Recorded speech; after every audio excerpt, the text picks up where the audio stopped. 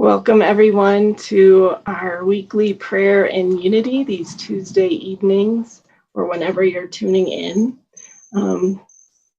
This offering is coordinated by the Multifaith Leadership Forum in Denver, Colorado and the surrounding areas.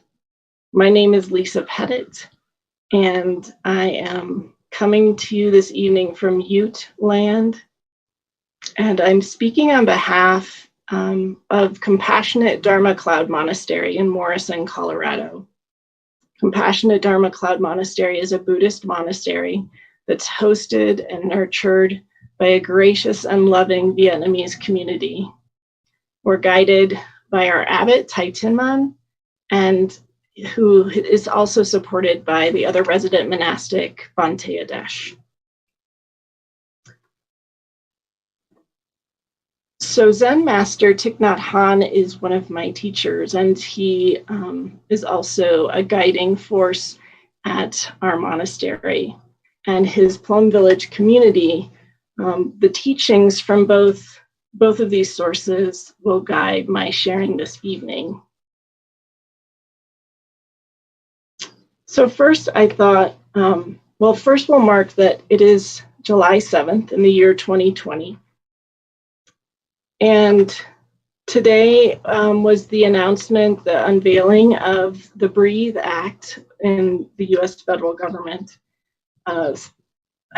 developed by the Movement for Black Lives and their Electoral Justice Project, and called by some a Civil Rights Act for the 21st century.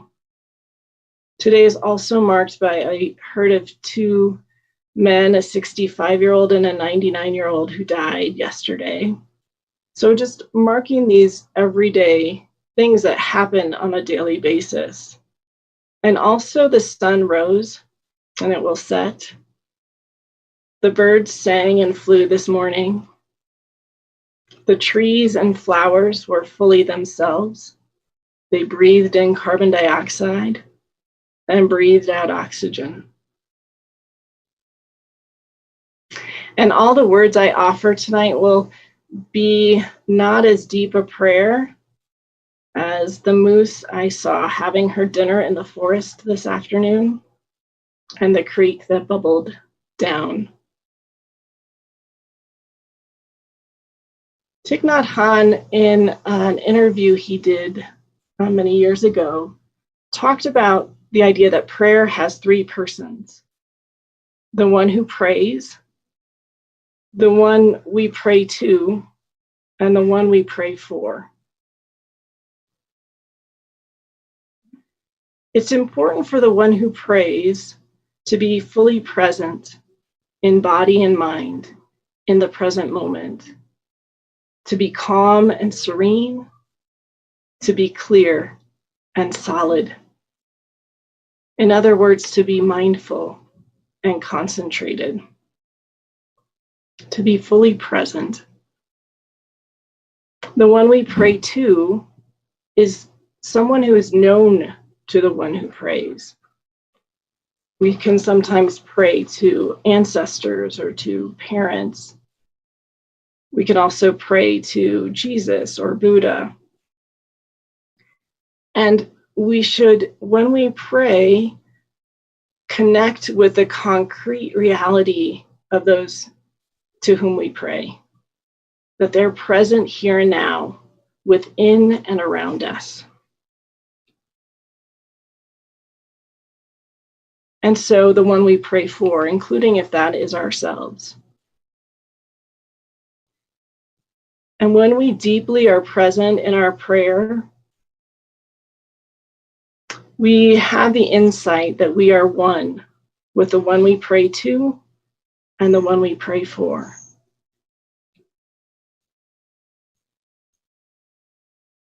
Thich Nhat Hanh also shared that when mindfulness, concentration, and insight are present, transformation and healing will be there.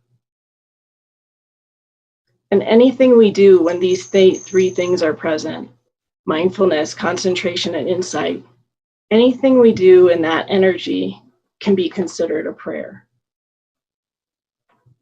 So if we are having our cup of tea in mindfulness and with full presence, someone observing us will see us performing a sacred ritual, and that is already a prayer.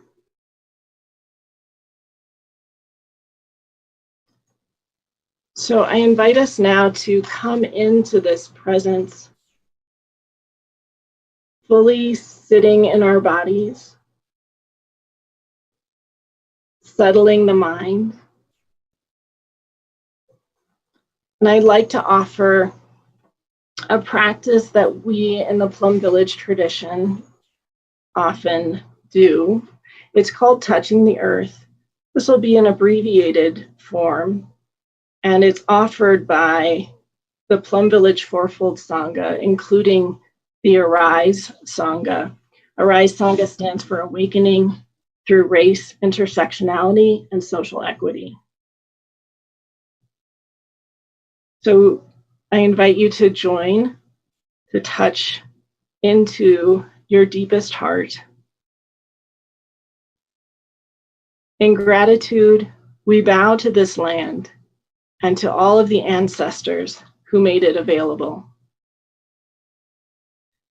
I see that I am whole, protected, and nourished by this land and all of the living beings that have been here and made life easy and possible for me through all their efforts.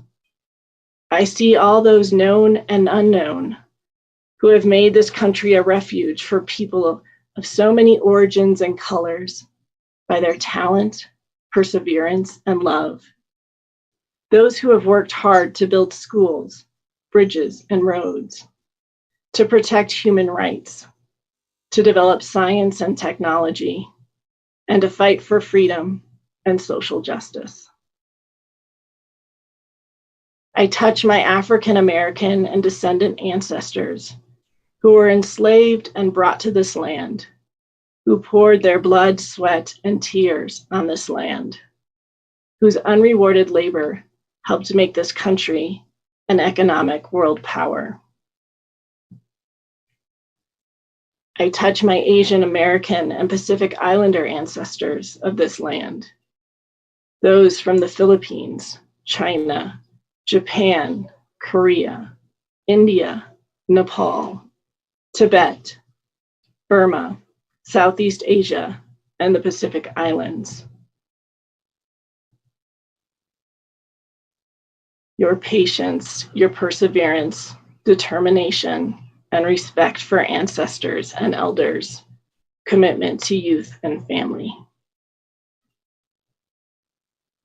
I touch my European ancestors who came to this land to find freedom from political and religious oppression and poverty, who came seeking a new vision of society. I touch my Latina and Latino ancestors of this land, who are the children of the indigenous people of the Americas and Spanish colonizers, some who for centuries lived on and built up roughly half of the present-day US, and some who immigrated from Central and South America more recently. Touching your tradition of nourishing food and taking care of family. I touch my Native American ancestors who have lived on this land for such a long time and known the ways to live in peace and harmony with nature, protecting the mountains, forests, animals, plants, and minerals. I touch my Middle Eastern ancestors, Arab and North African ancestors, including those from Lebanon, Syria, Palestine, Israel, Jordan, Morocco, Iraq, Iran, Egypt, Algeria, Tunisia, Yemen, Somalia, Sudan. Your bravery, your perseverance, your ingenuity, clarity, art, culture, and foods. traditions of cooperation, and family loyalty. I feel the energy of this land penetrating my body, mind, and soul, supporting and accepting me. We vow to cultivate and maintain this energy and to transmit it to future generations. We vow to contribute our part in transforming the violence, hatred, and delusion that still lie deep in the collective consciousness of this society, so that future generations will have more safety, joy, and peace. I ask this land for its protection and support.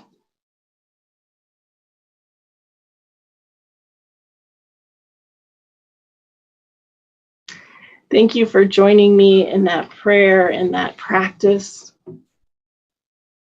I'd like to invite anyone who is willing and able, remembering first that our greatest offering is our own practice, our own prayer. But if you are so moved and so able, we invite you to donate to Frontline Farming. This is a community whose mission is to create greater equity across our food systems on the Front Range of Colorado. They seek to support and create greater leadership and access for women and people of color in our food systems. These goals are achieved through growing food, listening, educating, honoring the land and ancestors, policy initiatives, and direct action. You can check them out on their website that's listed below. Thank you again. Many blessings to you.